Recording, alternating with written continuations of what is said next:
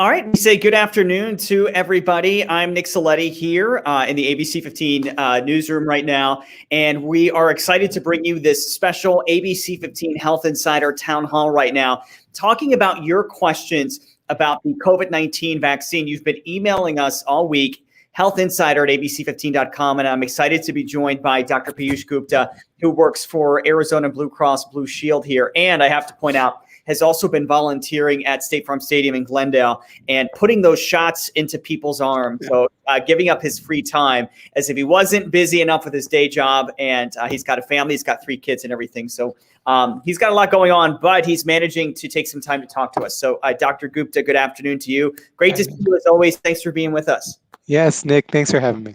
Yeah, so we have a lot of questions to get to, and this is interactive for everyone who's watching us right now. So in the comments section, feel free to put in questions that you might have, and we will try to get to as many as we can. I want to, if we can first though, Dr. Gupta, I want to get to some of the questions that we got emailed to us.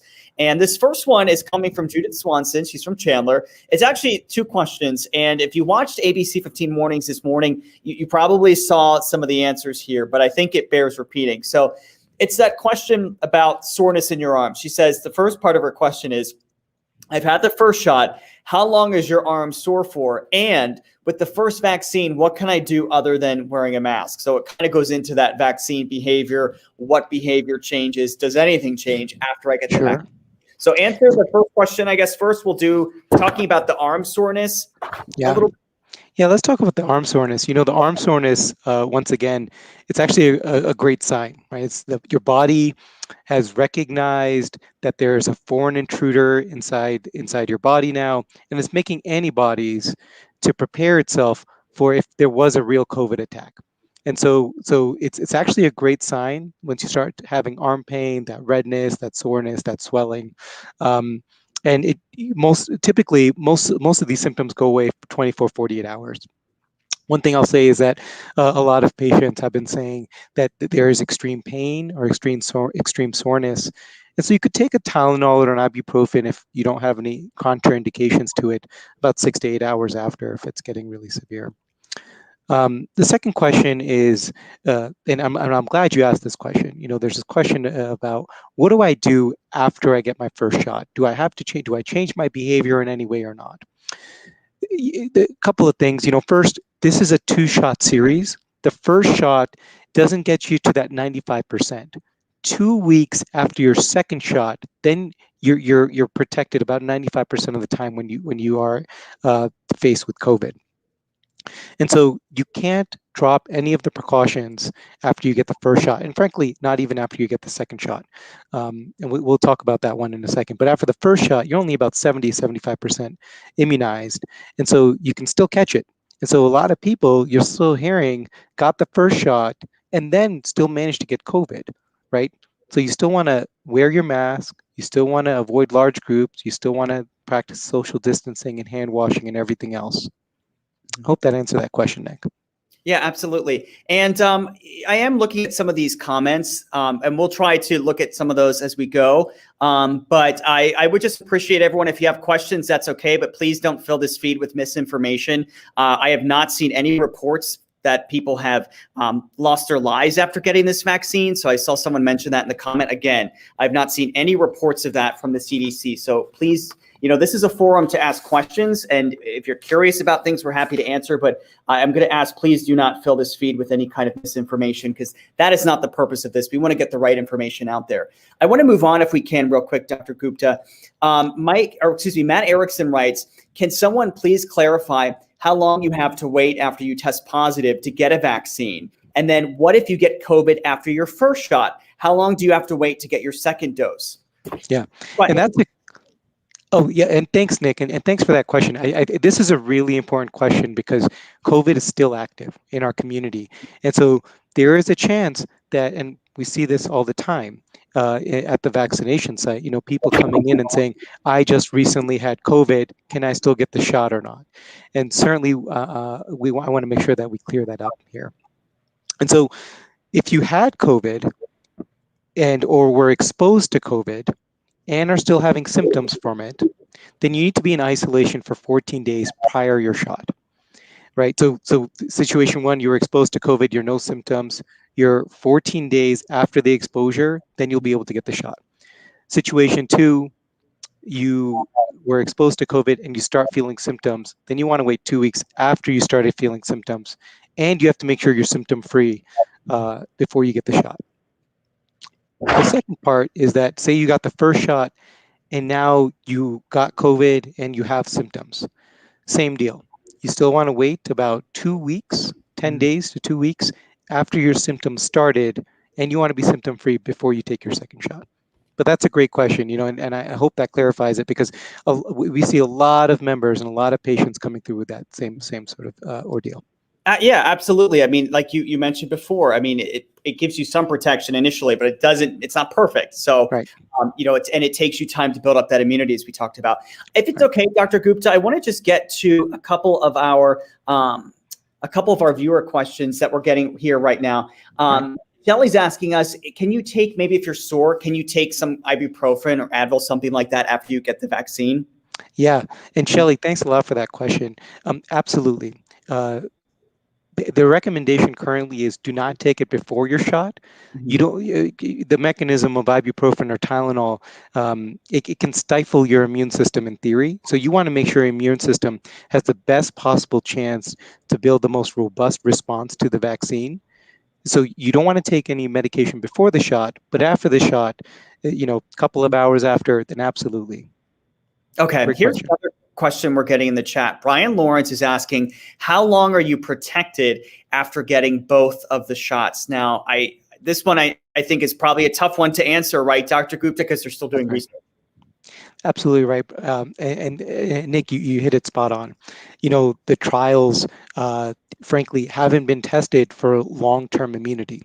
And so we're learning every day, Brian, right? So the trials that were, or the first Pfizer trials that were happening this fall, those patients and those participants in those trials are still being tested to ensure that they have active immunity. Now, the good news is that we're still seeing active immunity to this date, and so that's fantastic. Ongoing trials will continue to show and confirm that.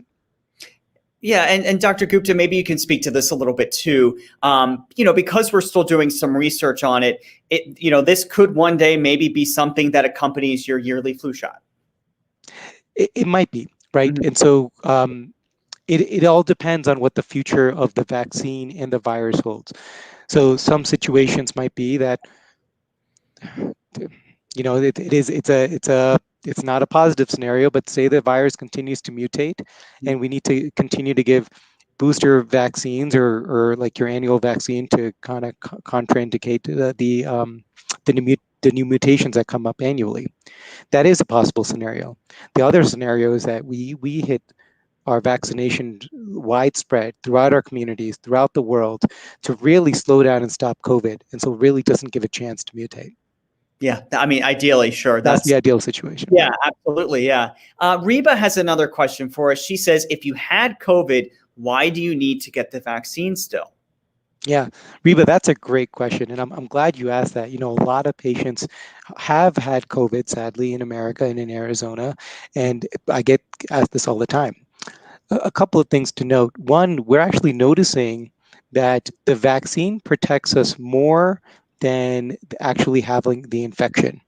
To give you an example of that, patients that had the infection before have a higher chance to get reinfected by some of the variants coming in, like the UK variant or the South African variant, compared to those that actually have just been vaccinated. And so you want to get the vaccine to ensure that you don't get reinfected and hopefully protect you from the new variants coming in as well. But great question. The only other thing I'll note is that currently the CDC is actively doing trials, and multiple trials on a lot of different patients, right? And one of the trials is, do we actually, or one of the questions that's being asked is, do people that have had COVID already need 2 shots? As of right now, yes, but the conversation is still ongoing, is that maybe people that have had COVID before really only need 1 shot. Yeah, very interesting. I was fascinated by that, Dr. Gupta. I didn't realize that at least what they're seeing right now is that the vaccine is protecting people better than those who have simply just had the virus. Very fascinating here. This is why we have you here, Dr. Gupta, because you're such a wealth of information. Let's just kind of cruise through the questions. Let's see.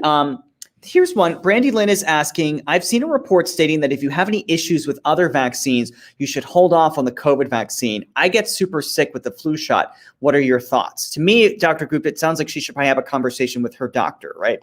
Yeah, Brandy, and thank you for that question. This certainly is, if you've had multiple reactions in the past, I do encourage you and or anyone else that has had serious adverse events or a serious complication to a vaccine to talk to your physician or your primary care provider. But in theory, there really is only a couple of contraindications to the vaccine. First is, have you had any IVIG or immunoglobulin therapy to an active COVID infection where you needed that for treatment? Then you have to delay the vaccine by 90 days. And the second is if you're allergic to any of the specific components in the vaccine, and that's just it's really rare, really rare to be allergic to any of those components. Now, might you get sick from getting the vaccine? Absolutely, right? And we're seeing that, right? And some of the things that we're seeing, is the arm pain, right? The redness, the swelling, the soreness, and also after the second shot, more of a systemic reaction, right? You might be feeling feverish, fatigue, chills, headache, muscle ache, and muscle joint pain. Some patients also have nausea and diarrhea, and so anticipate that you might feel sick for a few days, but if you don't have a true contraindication, meaning you really had a really bad long-term effect from the vaccine, then then you should have no problems getting this one. And as you have stated many times before, Dr. Gupta, those side effects seem to go away within 24 to 48 hours, correct? That's correct. That's absolutely correct. And again, it's a good thing. It's your body showing that it's fighting off the vaccine. It's building a robust immune response. And so if you were to actually be infected with COVID, your body would be ready for it. Here's another question from the chat. It's from Danny Hall. And this is something that's been in the news quite a bit. And you touched on it a little bit. How effective is the vaccine against the new strain of COVID-19? Just, from what you're hearing, Dr. Gupta, and I know it's being studied right now, but what are your thoughts on this and what are you hearing? Yeah, Danny, great question. Certainly something that keeps me up at night, right? I'll tell you, one of the worries that I have is, what if the virus does mutate and we're not able, and the vaccines aren't effective against really immunizing us against those new strains. Currently, and research still needs to be ongoing. So what I'm about to say is not definitive in any way, but the early trials are promising, showing that at least with the Pfizer shot and Moderna shot, there is some level of protection against new variants. Now, the depth of how protective they are is still to be determined, but I'm hopeful, if that helps, Danny. Yeah, well, hey, in this day and age, it's good to at least have a little bit of hope. Real quick, let's see. Mucky is asking what number to call to set up for a vaccine. I know you can call information 211 and they can connect you with that number. So that's just, kind of an aside. And also online, of course, you can go to the Arizona Department of Health Services website. We have a link to that on our website. You can go to abc15.com/health, abc15.com/health. There it is. And you can find all the information there that you need to. We try to put the numbers and everything like that. Let's see. I'm just going to cruise through the questions a little bit. Let's see. Geraldine, you're asking where you can get the vaccine in the East Valley. Well, there is that state-run site we know that has been set up at the Phoenix Municipal Stadium, which is in the Phoenix Tempe kind of area. So that's probably convenient for you. And we ran on the news today that Walgreens is going to start administering the vaccine, and we know some Fry stores are going to start administering the vaccine. So it's good to, if you can, go to their websites probably, I would say, and just try to check that out. So let's just cruise through. All right, let's see. This is a random question from, but I understand the concern here. Debbie Dobrin Labonte says, is there a chance of infertility with the vaccine? And Dr. Gupta, correct me if I'm wrong, but you haven't seen any reports of anything like that, correct? Yeah, there's been no reports of that to date. And then also look historically, what medications and or vaccines have actually caused infertility. I know that there active concern from our community. I always think about how is it going to impact our pregnant women, how is it going to impact fertility, but no reports to date in any way to insinuate that this vaccine will cause infertility. Yeah, and we understand that there's a lot of concern out there. Karen is asking, what is the difference between the Pfizer and Moderna besides the second shot? So I think obviously they both have 2 shots, but isn't Pfizer you wait 3 weeks and Moderna you wait 4 weeks in between the shots? Yeah, and that's absolutely right, Nick. Karen, I don't know if you're asking about the specific science or the technology behind it, but if you are, I don't know, Nick, if I can go into a couple of 30 seconds into that. Yeah. Yeah, the vaccines, they're both very similar technology. They're both mRNA technology, and the mRNA, once it's injected into our body, it goes into it gives a blueprint to our bodies on how to create antibodies specific to the coronavirus. And that's how they both work. And the reason why I've been really excited about this technology, this technology has actually been being developed for over 10 years. We were just very lucky that they were able, the companies Pfizer and Moderna were able to apply that technology during the pandemic.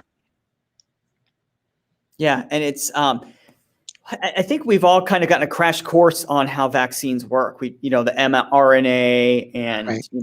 all of that. Can just out of curiosity, can you go into why it needs to be the Pfizer and Moderna ones, why it has to be kept so cold? Yeah, mRNA as just a genetic material is far more unstable compared to DNA. It's DNA is double-stranded. It's got stronger bonds between both of the strands, and so it can withstand a lot more harsher activity, so to speak. RNA, not so much, right? It needs to be very specific temperature controlled.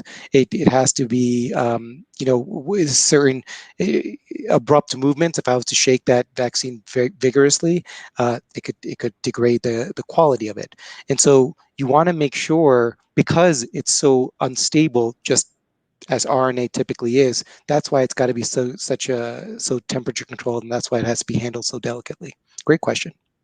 You know what I'm seeing a lot in the chat, Dr. Gupta? I think, and to a degree, I think this is understandable. I think we're seeing a lot of frustration with people. I think some people feel like maybe there's been a lot of conflicting messages throughout this pandemic. And I think you can speak better to this to me, but from my vantage point, obviously when this first came out, it was called the novel coronavirus because it was something new. So with anything new that's out there, any new disease that we're tracking, as you go, you're going to learn more about it, and you're going to fine tune that research. And it's going to, as you go, it's going to give you better recommendations. I think just like any disease throughout history. But as a doctor, you can speak more to that, I think, a lot more eloquently than I can. Yeah, no, Nick, you did a wonderful job explaining it.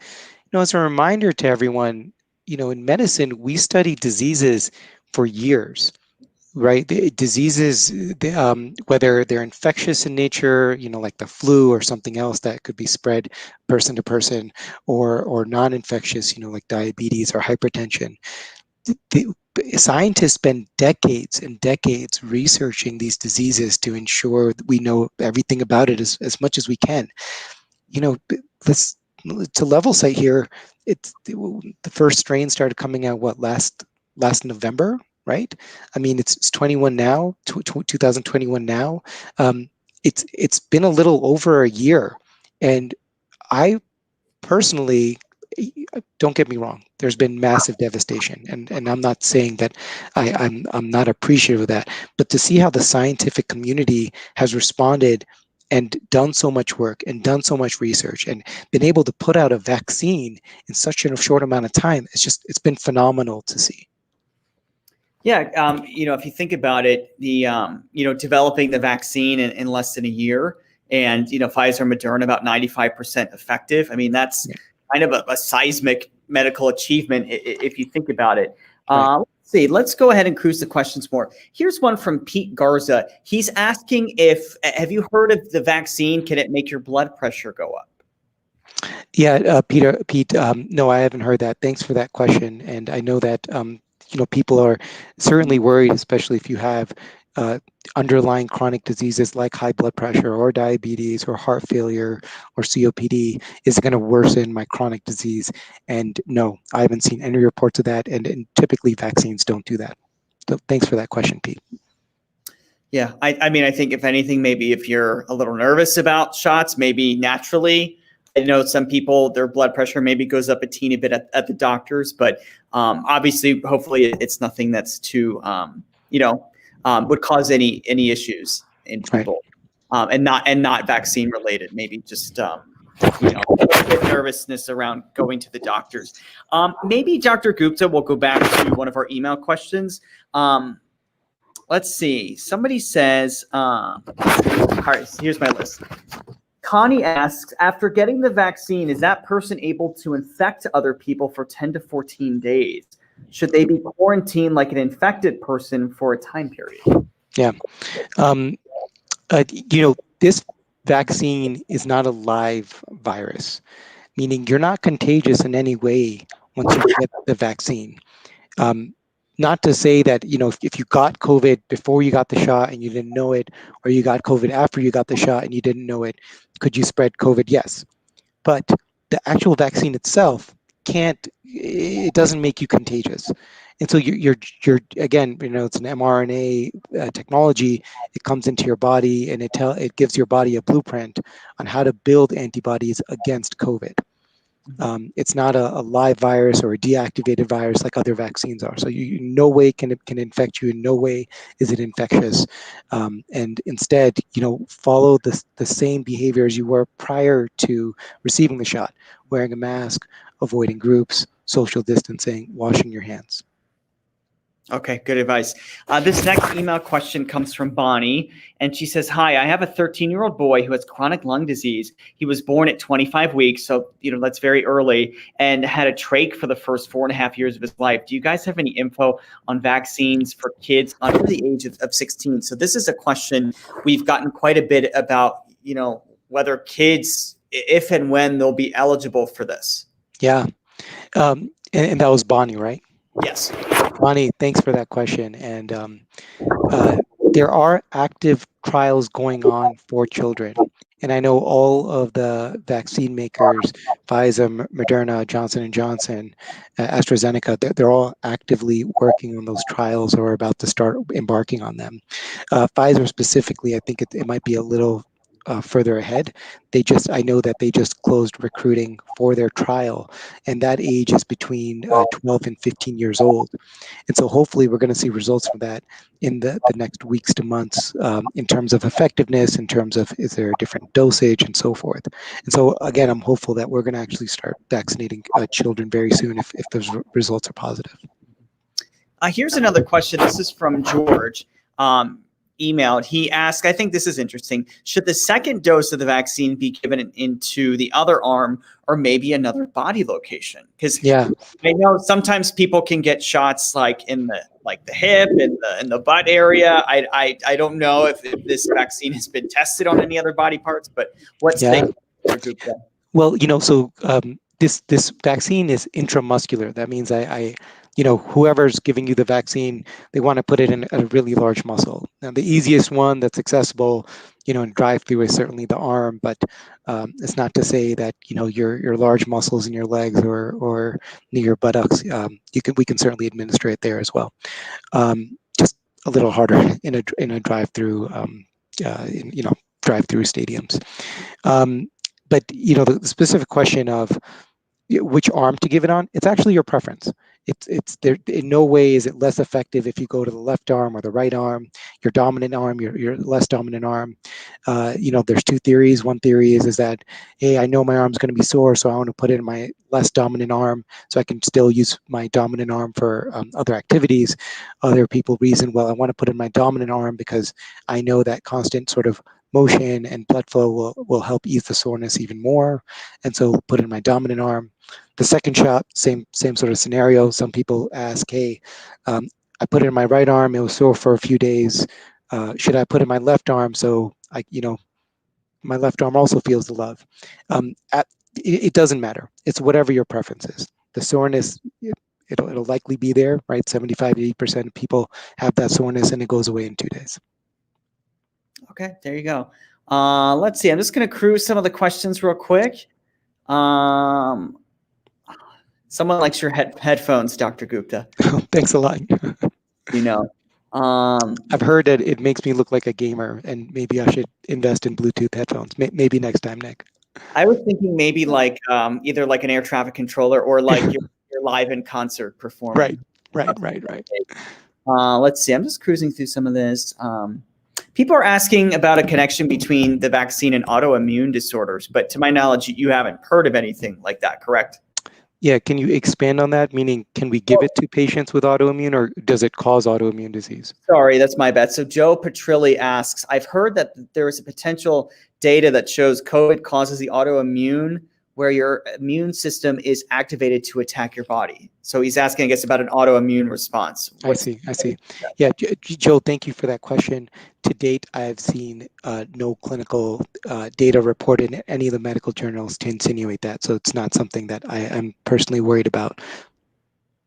Okay. Jen Grabaski asks, when is the estimate of the population getting the vaccine? I think it was last night or this morning, Dr. Fauci had said that he thinks by April, he's hoping that it will be available to most people. Is that what you're hearing as well, Dr. Gupta? Yeah, that's what I'm hearing as well. And I'm excited. In just a couple of weeks, the level of sort of focus on the logistics and making sure that we have an adequate supply of vaccines for all Americans really ramped up. We're seeing this sort of from everyone, and it's not political by any means. All I'm saying is that there's been a flurry of activity at all levels, government, private sector, public sector, to really focus on making sure that we get vaccines in arms. So very hopeful that the timelines that were being predicted 2 months ago will actually be more accelerated in the months to come. Here's a question from Alice Sherwood Arnold. She asked, what are the long-term effects of getting the vaccine? So the long-term effects is that it protects you from COVID. That's it, right? The side effects, again, the majority of side effects that we're noting, they're short-lived, right? They go away after 48 hours. And so the long-term effect really is, hey, the protection against COVID. Now let's see how long it lasts, but that's really all we've seen thus far. Okay. Yeah, and this is just an anecdote from Karen Madison. And Karen, thank you for opening up to us. She said she has lupus. So I'm sorry to hear that, Karen. And she says, my doctor told me to get the vaccine. So obviously we know lupus, an autoimmune disorder. And it looks like her doctor has advised her to go ahead and get the shot. Right. Yeah, absolutely. And I'm glad that you had a conversation with your physician to help to have that sort of discussion of, should I get the vaccine or not, given my specific medical condition. And I'm going to stress that to anyone listening in, or anyone who's going to be listening in the future. If you have a specific medical condition you're worried about, please talk to your physician. Please talk to your healthcare provider. Please check in to make sure that it's appropriate, and given your personal medical history, that it's something that you should be getting. But it, on a grander scheme of things, there really is very little contraindications to this vaccine. Okay. I know you did touch on this earlier, Doctor, but Buff Boy Greg Fields is asking, if it protects you from COVID, why do I need to continue to wear a mask? Why do I have to continue to social distance? And I know that this is something, Doctor, that you and I have discussed before. They're still trying to study if, let's say I'm someone who is totally vaccinated and I'm protected from getting sick, but we still don't know yet if I could be a carrier. Is that correct? That's correct. And that's the main reason. So I'm going to assume, Mr. Fields, your question is for 2 weeks after your second shot. So let's play that scenario out, because as we know, between the first and second shot, you're not fully immunized, and you can actually just catch COVID yourself. And so I'm assuming your question is 2 weeks after your second shot, I'm 95% protected against COVID. Hey, if it works so well, why should I wear a mask? And that's a great question. But Nick, you also answered it beautifully, right? While we know it protects, if I've gotten the shot, I'm 2 weeks out. I know that I'm protected against COVID, but I don't know if I'm exposed to COVID if I'm going to spread it to someone else. Now, in theory, I should be, but until we have medical data that confirms that, really pushing on the public to continue holding off on re-entering those activities till we know that transmission is really going to be slowed down. Yeah, and I would say look at it as an act of selflessness, because That's right. And really that's, I think, what this whole pandemic has been about, is Right. sort of realizing, well, what I do is having an impact on the community at large. That's And right. I can practice social distancing, wearing a mask, limiting who I'm in contact with that lives outside my home. That's what we have to get. If you do all those things, that's going to help us get out of this even sooner. And I know obviously it's been daunting, and of course I'm not saying it hasn't been without, devastating challenges in some cases, but when you are able to, and when you can, and you can follow these rules, that's really what we're getting at here. Absolutely, Nick. And I'm glad you highlighted that. It's almost been a year since we've been in strict lockdowns and kind of changing our way of life. We have to, of course, we understand that that's not easy. It's right. just, it's the nature of this, right, Doctor? Exactly. Well said, Nick. Okay. Well, let's see. We'll ask for one more question. All right. Let me scan real quick. And if not, I'm just going to ask you a question. Sure. Dr. Gupta, that's okay. Sure. All right. I'm perusing.